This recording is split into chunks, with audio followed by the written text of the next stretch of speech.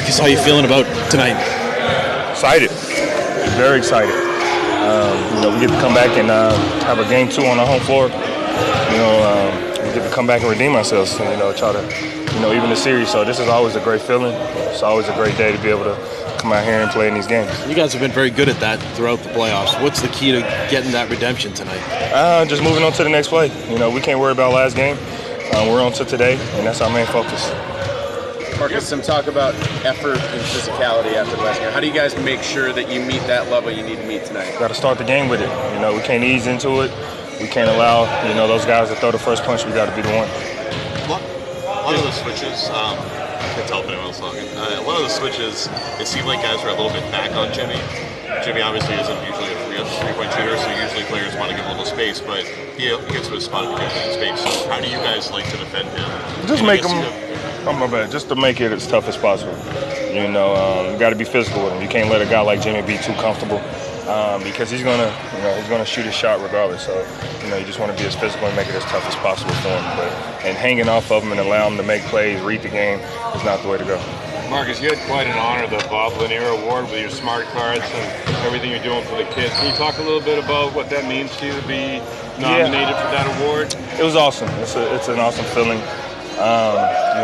especially for me and everything that I've been through in my life. For me, it's more than just basketball, for real. Honestly, I think I do more impact off the court than I do on the court.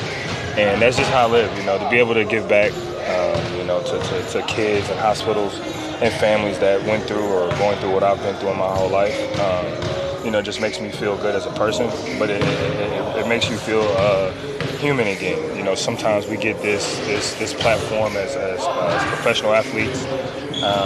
People see us as not human sometimes, and it's hard to relate to it. So to be able to have something where you can give back, and you went through some of the same obstacles that people are going through, it helps you relate more.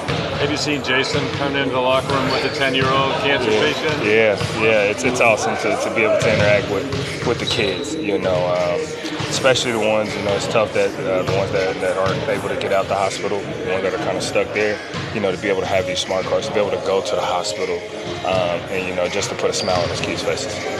Knowing your focus is on game 2 and understand game by game, do you consider the Celtics as this team that has 17 banners and the quest for banner 18? Is that always on your mind as you go through in the history of this franchise?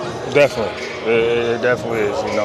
It's not many teams in this league that on a yearly basis can say, we're fighting for a true contender spot to win the championship. This team is one of those.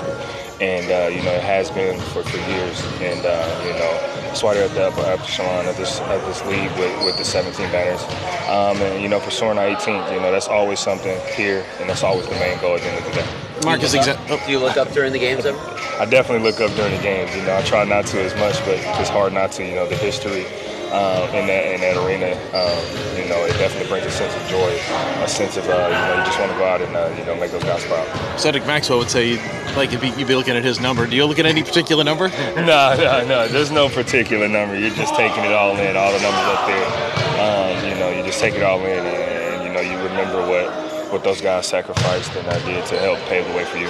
Exactly 1 year ago, you guys were in the same situation, down 1-0 to Miami. You came out and played a great game, especially in the third quarter. Do you take anything from that as you go into tonight, or is that just history? Yeah, we all know history repeats itself, so hopefully, we can repeat it tonight. But for us, we just got to take back from that third quarter, what we did right.